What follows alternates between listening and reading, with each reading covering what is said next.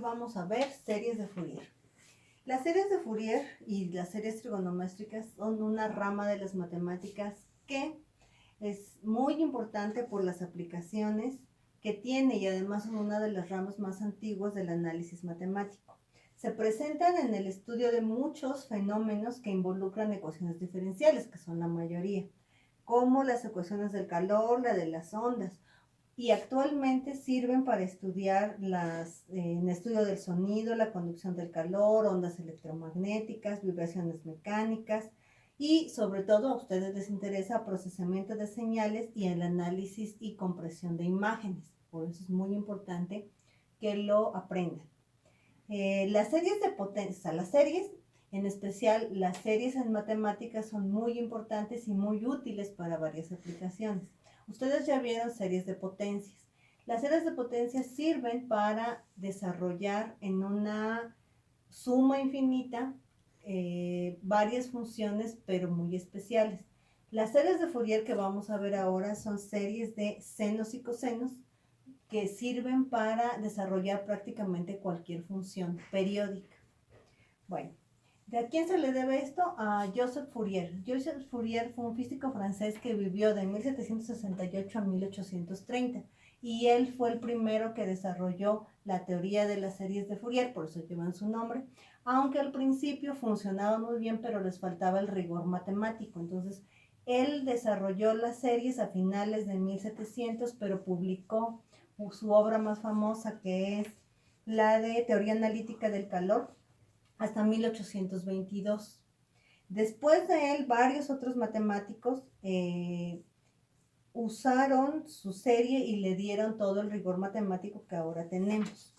Bueno, para ver las series de Fourier, lo primero que tenemos que hacer es una introducción para ver de qué se trata. Entonces, las series de Fourier son casos especiales de un tipo general de representación en forma de series que utiliza un conjunto infinito de funciones ortogonales. Entonces, esto de funciones ortogonales, ustedes ya han oído la palabra ortogonal hablando de vectores. Se dice que dos vectores son ortogonales si el producto punto es igual a 0 y geométricamente que forman un ángulo de 90 grados sus direcciones. Aquí no vamos a hablar de vectores, sino de funciones. Pero estas funciones cumplen, al igual que los vectores, en un espacio, forman un espacio vectorial, que también ya han oído de espacios vectoriales.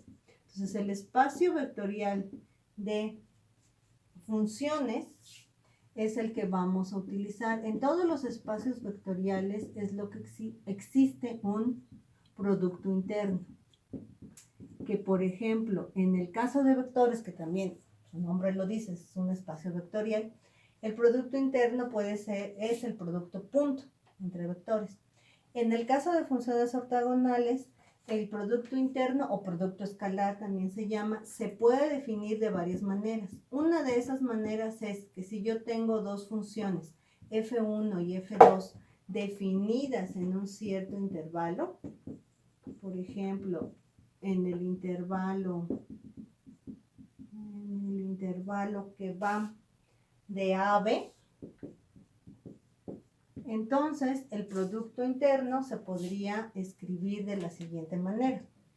Generalmente hay varias notaciones, vamos a usar esta. Son un paréntesis con los dos vectores, o en este caso las dos funciones, y en este caso se define como la integral de AB, que es el intervalo donde están definidas las funciones, por mi función f1 por mi función f2 multiplicadas de t. Entonces, ese sería producto interno en un espacio vectorial de funciones. ¿Qué más necesito? Necesito algo que también se llama funciones ortogonales. Estamos, conjunto de funciones, es un espacio vectorial. Funciones ortogonales son las que cumplen, lo mismo que ya sabemos de vectores. que el producto interno de los dos vectores, que se define así, tiene que ser 0. Eso es lo que se llama funciones ortogonales. Ya que defino las funciones ortogonales, yo necesito encontrar un conjunto ortogonal de todas las funciones, que sería un conjunto. Les voy a cambiar la notación. En lugar de f's, como son funciones que cumplen que su producto interno sea 0, va a ser phi de 0, phi 1, phi 2 y en principio hasta infinito. Necesito un conjunto infinito, phi n y sigue hasta infinito. Y esas funciones tienen que cumplir que el producto interno de phi m con phi n, o sea, voy a tener que usar subíndices para saber cuándo las funciones cumplen o no que su producto interno sea 0, siempre y cuando la n sea diferente de la n. El producto interno se define igual con la integral. Ahora, ya que tengo un conjunto ortogonal, todavía hay que ir más allá para que se cumplan todas las condiciones matemáticas para que cumplan o más bien puedan modelar la realidad, que es lo que tenemos. Entonces, además de eso, necesito que sea, además de ser un conjunto ortogonal, no solo eso, necesito que sea un conjunto ortonormal. ¿Qué quiere decir un conjunto ortonormal? Que la norma o la magnitud, que sería el equivalente en vectores, de todas las funciones sea 1. Es decir, que yo sí hago el producto interno de sí mismo con el vector consigo mismo. Esto es lo que se representa como la norma del vector al cuadrado, y eso tiene que ser 1. Entonces, si tengo todo mi conjunto de funciones que cumplen que el producto interno sea 0, son ortogonales. Y si además la norma de cada función es 1, ya tengo un conjunto ortonormal de funciones. Ya que se cumplen todas esas características, la teoría matemática me dice que cualquier otra función o cualquier función de ese espacio vectorial se puede escribir en términos de esta base ortonormal de funciones que es infinita, que es el equivalente a que, por ejemplo, en vectores de 2 dimensiones, cualquier vector se puede escribir en términos del vector i y el vector j. O en 3 dimensiones, cualquier vector en 3 dimensiones se escribe en términos de i, j y k. Esas son bases. Bueno, vamos a encontrar una base específica, pero aquí cualquier otra función, f de t, se escribiría como la suma desde n igual a 0 hasta infinito de unos coeficientes que tengo que encontrar por el conjunto, el conjunto de las funciones phi de t. Entonces, cualquier función voy a poderlo escribir en términos de este conjunto ortonormal de funciones. Ok, entonces decíamos que cualquier función se puede escribir como una serie, que es una suma infinita de ciertas funciones. Todavía falta ver bajo qué condiciones matemáticas esto es cierto. Pero mientras les voy a escribir qué conjunto ortonormal vamos a ocupar. Digo, ya nos hicieron el trabajo. Si esto es de 1800, pues a nosotros ya nada más nos toca estudiar y comprender por qué de las cosas. Entonces, en nuestro caso, en el curso de transformadas, lo que necesitamos es aprender a escribir las series de Fourier para funciones periódicas primero. Entonces, una función periódica es algo, ya lo vimos en Laplace, que se repite. Se va repitiendo, luego se repite en cierto periodo, se vuelve a repetir. Por lo tanto, para hablar de funciones periódicas, el conjunto ortonormal que nos acomoda, en nuestro caso, es el conjunto de funciones trigonométricas. Conjunto ortonormal de funciones trigonométricas. y lo vamos a escribir así. En lugar de la phi va a ser 1 coseno de omega t, coseno de 2 omega t, coseno de 3 omega t, hasta infinito. O sea, esto va a coseno de 4 omega t, 5 omega t, etcétera, y todos los senos. Seno de omega t, seno de 2 omega t, seno de 3 omega t, hasta infinito, ¿sí? Ese va a ser mi conjunto ortonormal en el intervalo. Acuérdense que siempre tenemos que definir un intervalo. En este caso, el intervalo va a ser el periodo de mi función, que va a ser de algún número que yo escoja o que el problema me dé, hasta el mismo número un periodo después. O sea, puede escribirse así.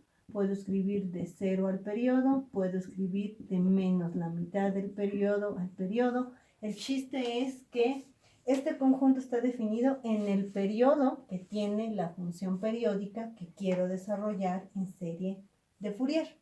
Entonces, les escribo el teorema de Fourier que nos dice cómo se van a escribir estas cosas en términos de esta serie. Bueno, el teorema de Fourier básicamente dice lo siguiente. Una función periódica f de t de periodo t puede expresarse como una serie de Fourier dada por la siguiente serie. Vamos a escribirla de esta manera. Hay varias maneras de escribir la serie de Fourier. Una es esta. F de t va a ser un medio de un coeficiente A0 que corresponde al 1 de este conjunto infinito de funciones. Luego, desde la sumatoria desde n igual a 1 hasta infinito de an coseno de n omega t más la serie, bueno, lo escribo abajo, más la serie desde n igual a 1 hasta infinito de bn seno de n omega t. Esa sería la serie de Fourier, donde los coeficientes,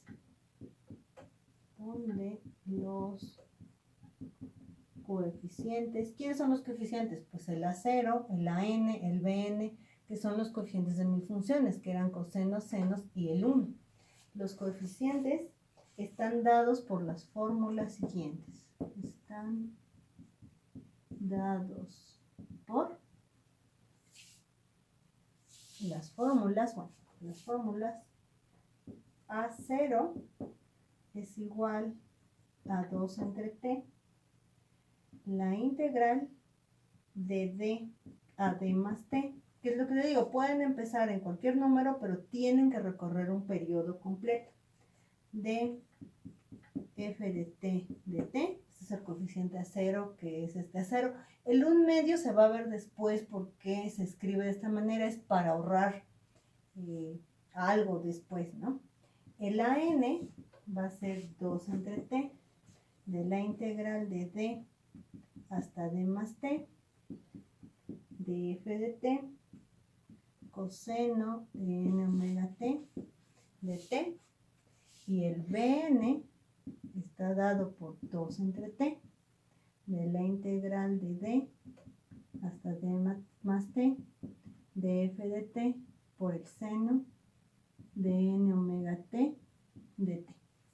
Entonces, para escribir una función en términos de series de Fourier, tenemos que utilizar este teorema y tengo que calcular cada uno de los coeficientes.